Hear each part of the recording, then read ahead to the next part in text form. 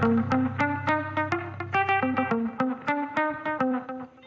man searching for treasure gets stranded for 4 days during the holidays. How watching Survivor shows may have helped save his life. And a new leash on life. How one man's actions helped save a dog that was left for dead on the side of the road. Hello, everyone. You're watching The Rundown. I'm Robin Winston. More on those stories coming up in a moment. But first, if you still have your Christmas decorations up, be sure to recycle your Christmas tree if you live in the city of LA. The fire department and folks from LA Sanitation are offering up tips on how to properly dispose of live trees. The fire chief says the name of the game is reducing the risk for house fires. Just so you know, the last week we've already responded to 2 actual Christmas tree fires that started in the home that damaged or destroyed somebody's property or actually damaged their home. In less than 30 seconds, think about that, 30 seconds, a small fire involving your holiday tree can become an inferno. Experts say cut up the trees and put them inside recycling bins rather than just out on the side of the road. Dangerous coastal conditions are returning to Southern California. You're looking at video from last week when high surf pounded our beaches. Well, now gusty winds are adding more to the powerful surf, with waves peaking as high as 10 feet in some parts of Ventura County. Weather officials are also warning people about dangerous rip currents and breaking waves. Beachgoers are being urged to stay off rock jetties. Snow is falling in some of our local mountain communities. Check this out. This is Pine Mountain Club in the Tejon Pass. So beautiful. You can see big, heavy flakes falling and already coating the ground. And if you do have to drive in the mountains, please, please, please slow it down and use caution. The rain and snow from this storm will be beneficial for California. Results from the first snow survey of the season shows we're starting with a below normal mountain snowpack just 1 year after we hit historic levels. Statewide, the water content of the snowpack was 25% of average for the time of the year. Well, the snowpack is essentially a giant frozen reservoir from California and provides about 30% of the water we use. Do we have more rain and snow on the way? That's a big question. Let's check in with someone who has the answer, meteorologist Belinda Leon. Hey there. Well, the first storm of 2024 is expected to wrap up by Thursday.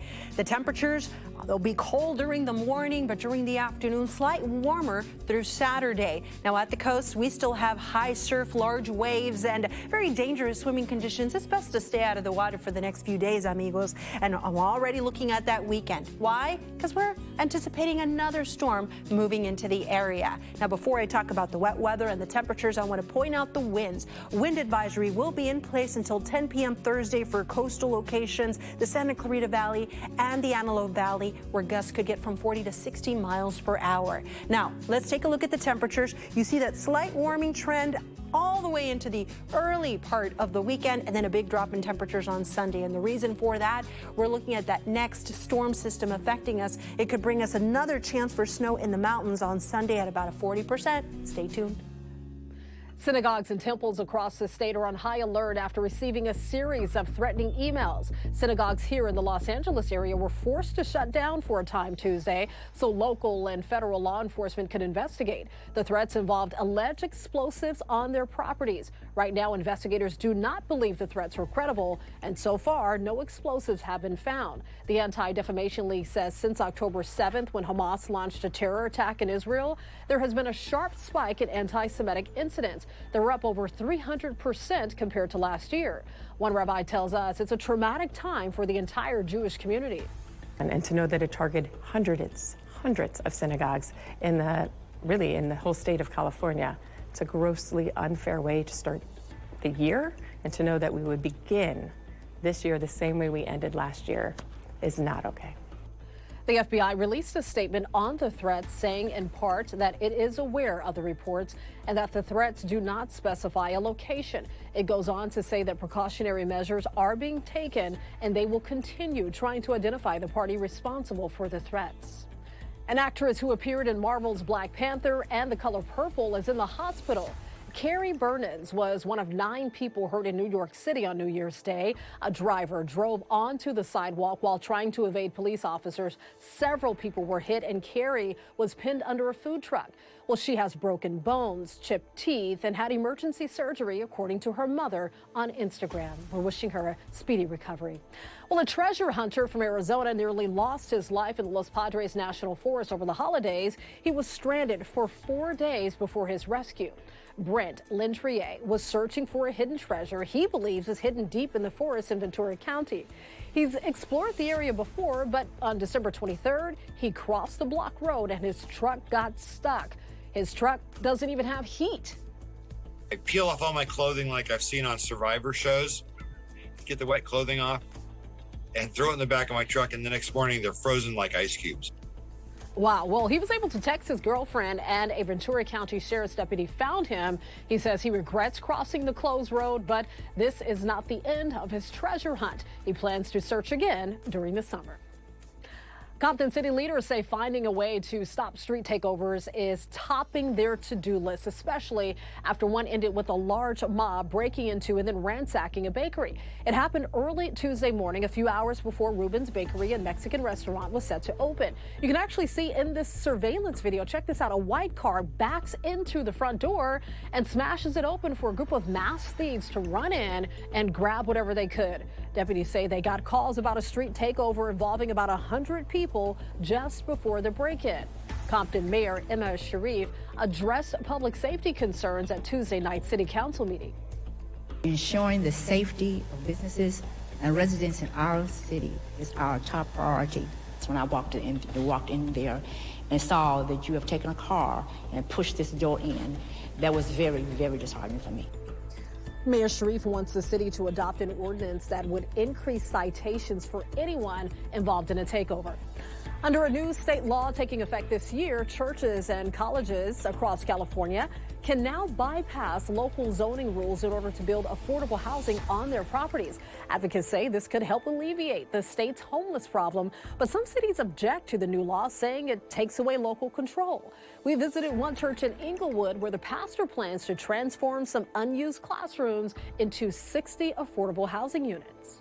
If you want to heal our city, heal the county, heal the region, then invest in affordable housing. The pastor says he hopes to break ground next year and have the project completed within 2 years.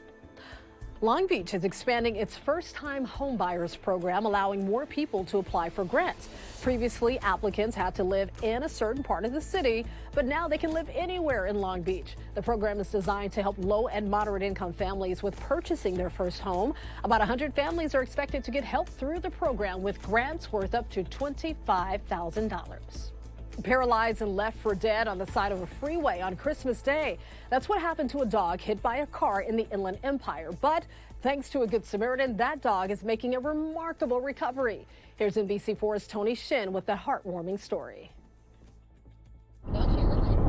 This is dash cam video from Christmas Day when David Loop spotted something on the side of the Rubidoux exit off the eastbound 60 freeway in Jurupa Valley. I passed what I thought was a deceased dog because he was on the shoulder, and I thought he had been hit and, landed by the sound wall. And I have a microchip scanner. I was going to scan him for a microchip and hopefully give some closure to the owners. But when David stopped and approached the dog, he was shocked to see it was still alive, but only barely.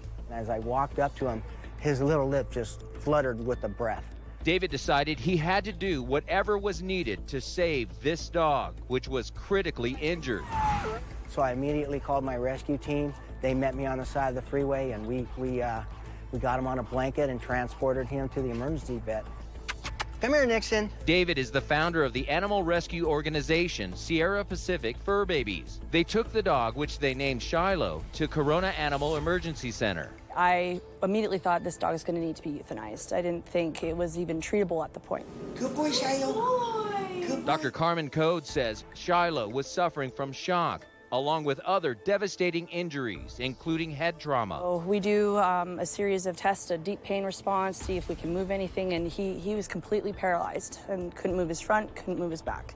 David had to make a tough choice: treat Shiloh and hope for a miracle, or put him down to end his suffering. It was an easy decision. Shiloh had this look in his eyes like, I want to do this. If you're willing to invest in me, I'm going to do this. Good boy. I'm just going to let him get used to putting pressure on his feet. After just a few days of rehabilitation, a miracle began to happen. Shiloh slowly stood on his own and eventually began to walk, although a little wobbly. Oh. Okay. Here is Shiloh today, playful and loving, but still recovering and relearning how to walk. David says he'll continue to care for Shiloh and hopefully find his owner if he has one. If not, he will eventually find Shiloh a good family that can give this dog a new life for the new year. It's just an unbelievable feeling, and it reinforces why I do what I do. It's okay. Shiloh's medical bills are well over $10,000. If you'd like to donate, just go to the Sierra Pacific Fur Babies website. Tony Shin, NBC4 News. An Ohio McDonald's got an unexpected guest in the drive-thru lane last week. Check out the hog wild scene from Springfield as a loose pig roamed outside the restaurant after ditching its owner. Troopers arrived and helped corral the runaway pig. The Ohio State Highway Patrol shared video of the incident and showed a trooper and the pig really taking a liking to each other. I think they're best buds now. The trooper should adopt the pig and name him Trooper, right? Get it? Like State Trooper? You can always get news and weather updates on the NBCLA app and our website, NBCLA.com. And be sure to tune into Today in LA on NBC4, weekdays 4 to 7 a.m. I'll be helping you get around with traffic reports throughout the morning. I'll see you next time on The Rundown.